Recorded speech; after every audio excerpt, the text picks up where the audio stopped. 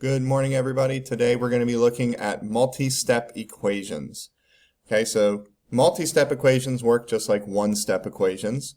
The only difference is that there's obviously more than one step. So in order to understand how to tackle these, you have to understand the order of operations and the inverse order of operations. So let's just review the order of operations really quick. I call these the Aunt Sally steps, because you have that familiar phrase we've all heard, please excuse my dear Aunt Sally.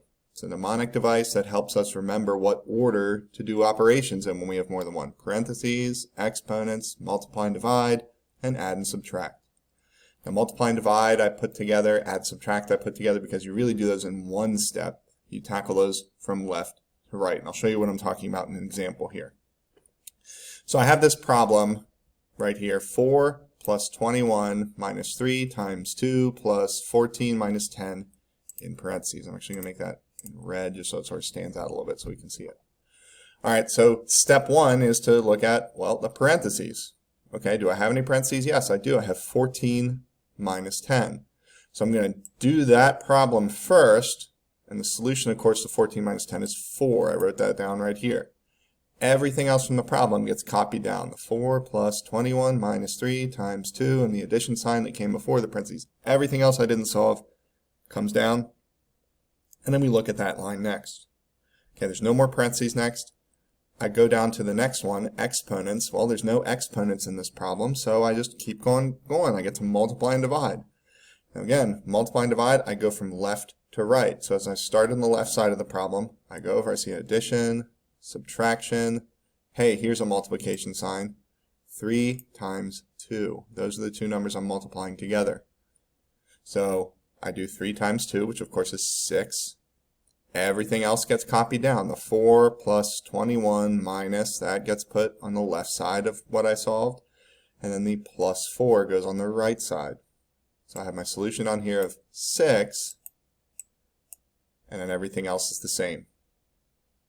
There's no more multiplication. I don't see any division. So now I move on to addition and subtraction. And again, I start moving from left to right. 4 plus 21. Hey, there's an addition problem, so I got to solve that first. 4 plus 21 gives me 25. Minus 6 plus 4, that all gets copied down. Then I just repeat the process. 25 minus 6, well, that's what I got to do first. 25 minus 6 gives me 19. I copy down the plus 4. Then I'm just left with 19 plus 4, which gives me a final answer of 23. Now for the inverse order of operations, this works a lot like the do and undo process I introduced earlier. So just to get your mind in the right place, to undo what we're doing to the variable, we had to figure out the opposite operation. So for example, if I was adding 3 to the variable, I had to undo that by subtracting 3. That's the opposite operation. It's also known as the inverse operation. Inverse order of operations follows the exact same idea as the inverse operation. We just have to take the Aunt Sally steps, those please excuse my dear Aunt Sally, parentheses, exponents, multiply, divide, add, and subtract, and we have to put them backwards. Okay, this is going to tell us what order to follow so we can undo the operations. We can undo those Aunt Sally steps and find a right solution to our equation. So here's an example. I have an equation, 3x plus 2 equals 11. All right, so they're following the inverse order of operations. If I'm down here thinking about doing and undoing, I see two things I'm doing to x. I'm multiplying by 3 and I'm adding 2. So I have times 3, I have plus 2 under my do side of my do-undo chart. So of course to undo multiplying by 3, I divide by 3. To undo adding 2, I subtract 2. But which one do I do first?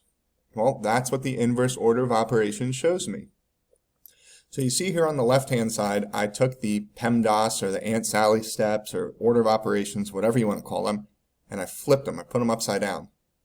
Adding and subtracting now comes first, then multiplying and dividing, then exponents, then parentheses.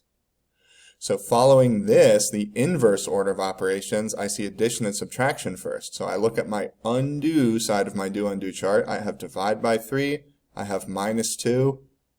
Well, wait, minus 2 is addition or subtraction. That's subtraction, so I'm going to do that first. So the first step I follow to solve this equation is I subtract 2 from both sides. On the left-hand side, I'm just left with 3x, because when I take plus 2 and I subtract 2, those 2's cancel out. On the right-hand side, I have 11 minus 2, which of course just gives me 9. So I'm left with 3x equals 9. Now you can either just look at that and know the solution right away, or again, look at your do-undo chart. The only undo I haven't used yet is divide by 3, so I have to divide both sides by 3. 3 times x divided by 3 is just x, because the times 3 and the divide by 3 cancel each other out. On the right-hand side, 9 divided by 3 gives me a solution of 3. So my solution there is x equals 3. And of course I can check that by plugging 3 back in for x. So 3 times 3 is 9, plus 2 gives me 11. Yeah, that makes sense. Okay. So on the second half of this sheet, I have 10 problems for you to try. Again, please use whatever approach or strategy works best for you, but remember to follow the inverse order of operations when you're trying to undo or you're trying to solve for a variable. This is going to help you a lot right here, this add, subtract, multiply, divide, exponents, parentheses. If you have any questions whatsoever, please feel free to email me.